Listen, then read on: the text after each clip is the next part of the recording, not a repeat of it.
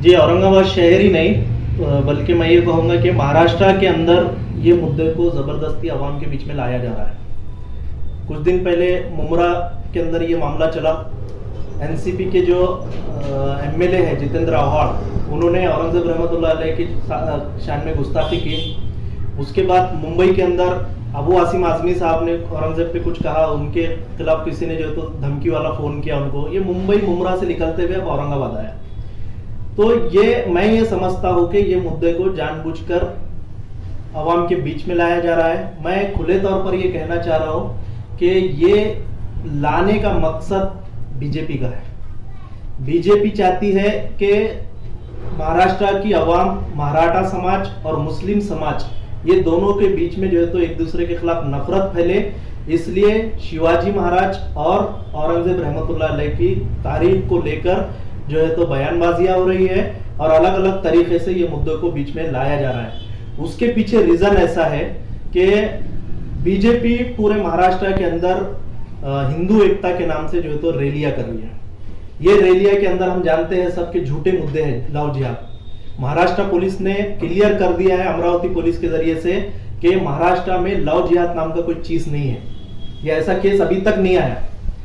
और दूसरा, गांव कशी का मामला है, गांव हत्या के ऊपर जो है तो बात कर रहे हैं। हम सब लोग जानते हैं कि महाराष्ट्र राज्य के अंदर ऑलरेडी कानून गांव हत्या वंश का कायदा जो है तो लागू है और गवर्नमेंट खुद बीजेपी की है, लेकिन फिर भी हिंदू एकता के नाम से रैलियां निकाली जा रही है, मुस्लिम समाज के खिलाफ नफरत फैलाई जा रही है, भड़काऊ भाषण दिए जा रहे हैं। खुलेआम जो है तो हैदराबाद का मलून टी राजा सिंह जो है तो आके मुंबई के अंदर मुस्लिम समाज को मारने की बात करता है, उनके कत्लेआम की बात करता है। तो ये इतना करने के बाद भी बीजेपी और उनके जो विचारधारा रखने वाले लोगों को हिंदू समाज ने रिजेक्ट कर दिया, सपोर्ट नहीं किया। मराठा समाज अब उनको साथ देने के लिए तैयार नहीं है।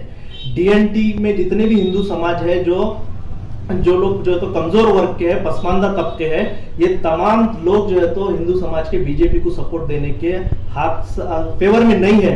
ऐसे हालात में बीजेपी ये चाहती है कि कोई कम्युनल एजेंडा लाए और कम्युनल एजेंडा लाके नफरत फैलाए, उसके ऊपर सियासी रोटियां सेकी जाए। तो ये बीजेपी का प्री प्लान एक जो है तो है, जिसको प्रमोट कांग्रेस और एनसीपी कर रही है। मैं ये कहना चाहता हूँ। इसको कहां तक सही मानते हैं?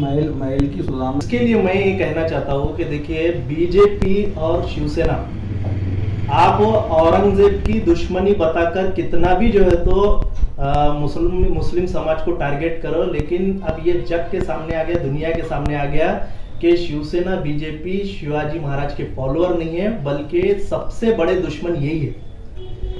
राज्यपाल शिवाजी महाराज का अपमान किया, आज भी कुर्सी पे बैठा हुआ है। अगर वाकई में शिवाजी महाराज की बीजेपी अनुयायी होती, उनको मानने वाली रहती, तो आज राज्यपाल कुर्सी पे नहीं होते। इन्होंने सिर्फ शिवाजी महाराज को वोटों के वास्ते यूज करते हैं। इनके दिल में कोई जो है तो मोहब्बत नहीं है, ना शिवाजी महाराज के लिए मोहब्बत है, ना संभाजी महाराज के लिए मोहब्बत है।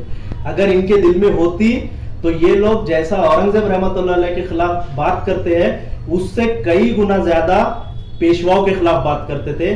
भास्कर प्रसाद कुलकर्णी, जिसने शिवाजी महाराज के ऊपर तलवार उठाया था, उसके खिलाफ बात करते थे। एक सेंटेंस बताओ बीजेपी वालों का, कभी इसके ऊपर बोले क्यों? ये जो महल जो है औरंगजेब बादशाह रहमतुल्लाह का, तो ये महल बनाने की जो डिमांड है राष्ट्रवादी ने की, और आप बोल रहे इसके पीछे कांग्रेस और राष्ट्रवादी है। राष्ट्रवादी की हुकूमत खत्म होके अभी साल भर भी नहीं हुआ, चंद महीने हुए। अगर वाकई में एनसीपी को देश के जो पुरानी इमारतें हैं, देश की जो मालमत्ता है, उसकी हिफाजत करने का अगर वाकई में दर्द रहता, तो साल भर पहले इनके लीडरों को क्यों होश नहीं आया? वो जो औरंगजेब रहमतुल्लाह अलैह का जो महल है, वो महल खंडर बन के अभी 2-4 महीने हो रहे, ऐसा है क्या? सालों से पड़ा हुआ है। तो बीजेपी जब एनसीपी जब हुकूमत में थी, जब जो है तो कांग्रेस हुकूमत में थी, तब इनको फिक्र क्यों नहीं है?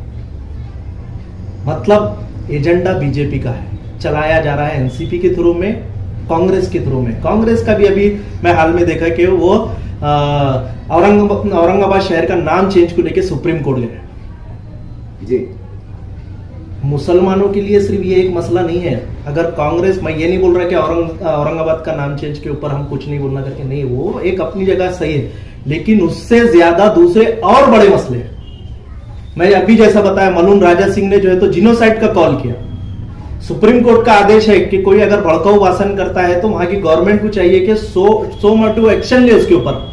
क्यों कांग्रेस की तरफ से अभी तक स्टेटमेंट नहीं आया? मुसलमानों के खिलाफ नफरत फैलाया जा रहा है, उनको जो है तो लव जिहाद का झूठा मुद्दा लेके बदनाम किया जा रहा है, लगातार चल रहा है पूरे महाराष्ट्र में। कांग्रेस क्यों खामोश है अभी तक?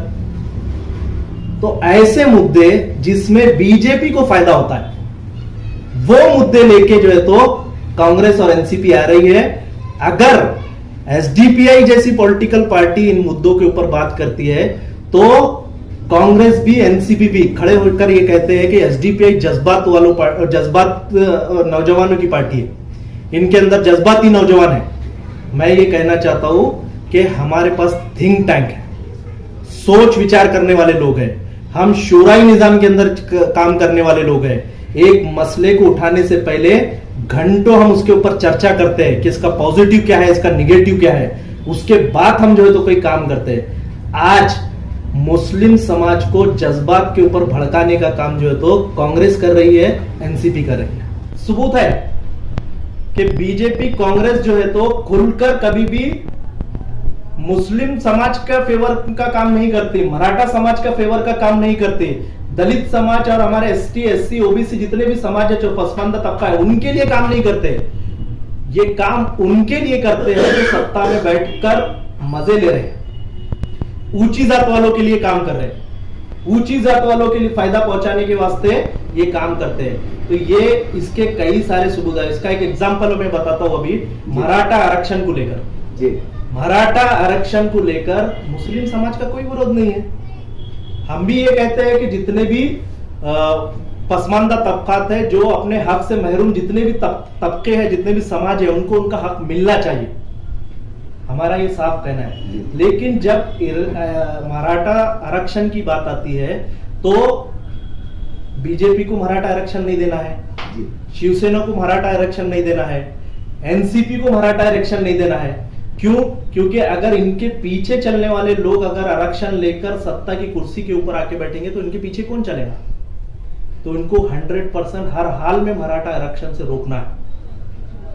तो मराठा आरक्षण को रोकने के वास्ते अगर हम देखेंगे, पूरा हिस्ट्री उठा के पढ़ो आप, जब भी मराठा आरक्षण की आवाज होती, इधर से मुस्लिम आरक्षण की आवाज उठाई जाती। अब क्यों नहीं उठा रहे जा रहे? मुद्दे हमारे हैं, लेकिन हमारे लिए फायदा होना चाहिए, ये भी सही है, लेकिन उससे दूसरों को नुकसान भी नहीं होना चाहिए, ये भी देखना चाहिए। तो मैं ये कहना चाहता हूं कि बीजेपी के जितने भी एजेंडे हैं, वो एजेंडे को ताकत देने का काम, उनको सपोर्ट करने का काम पिछले कई सालों से सबूत के साथ हम बताते हैं कि एनसीपी और कांग्रेस ने जो तो करते आए हैं, आज भी कर रहे हैं।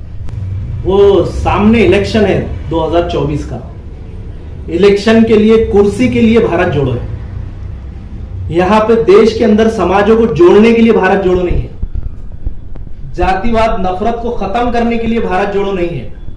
अगर ऐसा होता तो राहुल गांधी जी जब प्रेस कॉन्फ्रेंस में बैठते तो उस वक्त ये नहीं बोलते कि भाई मीडिया के अंदर जो है तो मीडिया बिका हुआ है और एक समाज के खिलाफ जो है तो नफरत का बात कर रहे बोल के, ऐसा एक भी बार उन्होंने नहीं बताया। जबकि पूरा देश हमको जानते हैं कि मीडिया जो टारगेट कर रहा है, जो नफरत फैला रहा है, उसमें सबसे ज्यादा निशाना उन्होंने मुस्लिम समाज को बनाया है।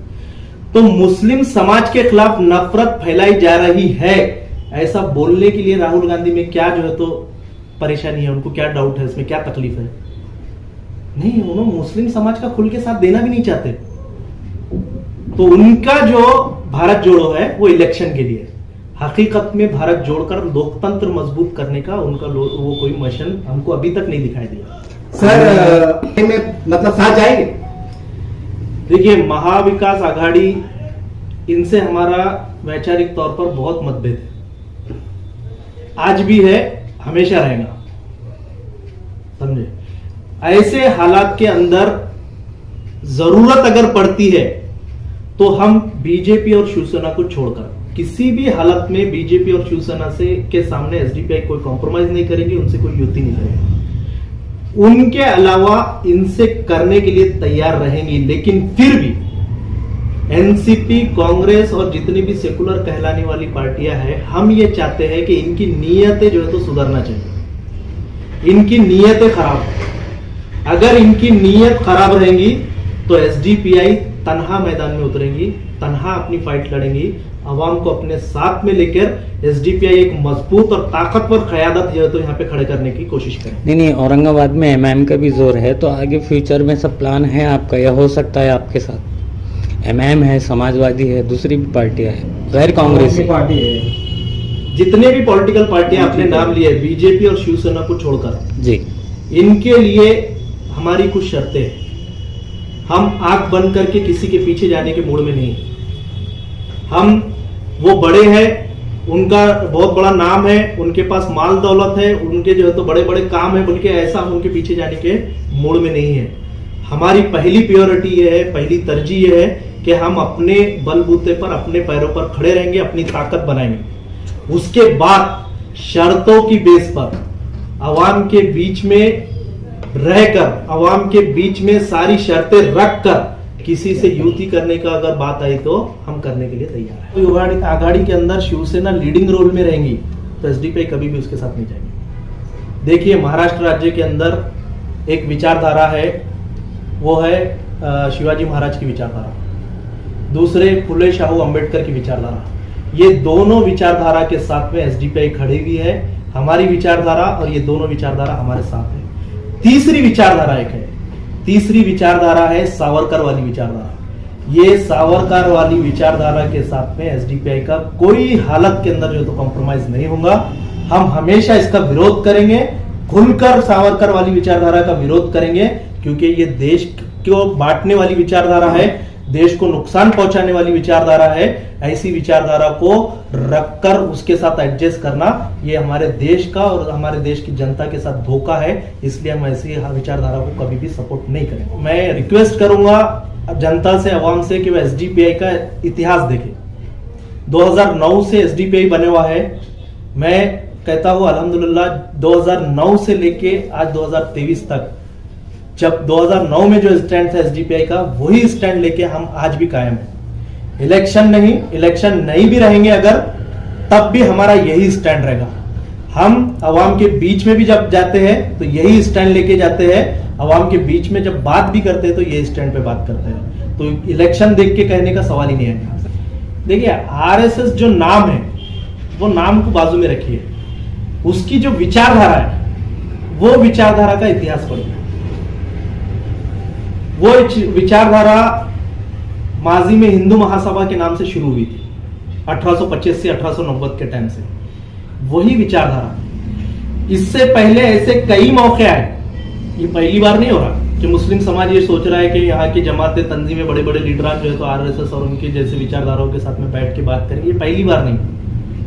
आप अगर पुलिस सेक्शन, जो हैदराबाद पुलिस सेक्शन हुआ था, वो पुलिस सेक्शन की तारीख अगर पढ़ेंगे आप, तो उस टाइम में भी ये हो चुका है। पुलिस सेक्शन के अंदर जो मुसलमानों का जो नस्लकुशी हुई थी, जो जिनोसाइड हुआ है, वो जिनोसाइड से पहले ऐसी बैठक के बैठ चुके थे मुसलमान भी और ये विचारधारा रखने वाले लोग भी। आपस में मिठाइयां तकसीम की गई, एक दूसरे को फूल और हार पहनाया गया। इतना सब होने के बाद भी रात के अंधेरों में मुस्लिम घरों पे हमले हुए, माओ बहनों की इज्जत और आबरूओं पे हाथ डाले गए। तो ये तारीख है। आज इसको और आसानी से समझिए आप। अगर वाकई में मुसलमानों को साथ लेने की सोच अगर आरएसएस के अंदर रहती, तो 2 दिन पहले दिल्ली जंतर मंतर पर आरएसएस के विचार रखने वाले लोग, उनकी सहमति रखने वाले लोग, उनको फॉलो करने वाले लोग मुस्लिम जिनोसाइड का कॉल कैसे करते थे। वो दिल्ली जंतर मंतर पर जो महाराज आए, वहां पर जो सुदर्शन न्यूज चैनल का जो एंकर है, उसकी सपोर्ट करने के अंदर जो प्रोटेस्ट हुआ, उसके अंदर खुले तौर पर उन्होंने वो किया, पूरे नेशनल न्यूज चैनलों के अंदर है। तो बोलने का मतलब यही है कि देखिए, हम डिप्लोमेटिक बोलते हैं, 2 चेहरे। आरएसएस के 100 चेहरे बोलता मैं। आपके सामने अलग है, मेरे सामने अलग है, देश के सामने अलग है, दूसरों के सामने अलग है। ऐसी विचारधाराओं का भरोसा क्या है? कैसे भरोसा कर सकते हैं? ये सिर्फ अपना मफाद देखते हैं और मफाद के अंदर कितनी हद तक गिरेंगे इसकी कोई गारंटी नहीं। तो बेहतर यह है कि ऐसे विचारधाराओं के खिलाफ इनसे एडजस्टमेंट और कॉम्प्रोमाइज की बात ना करते हुए इनके खिलाफ हमारे देश में संविधान है, डेमोक्रेटिक रास्ते हैं, इसको इख्तियार करते हुए हमारी देश की जनता को साथ में ले और ऐसी विचारधाराओं को इस देश से निकाल कर फेंके, जिसकी वजह से मैं यकीनी तौर पर कहूंगा जिस वक्त भी ये जो विचारधारा है आरएसएस वाली, बीजेपी वाली, इस देश से ये विचारधारा जिस वक्त भी खत्म हो जाएगी, उसी वक्त दूसरे वक्त से हमारे देश में चैन आ जाएगा, सुकून आ जाएगा, इंसाफ आ जाएगा, ये देश दोबारा सोने की चिड़िया बनेगा।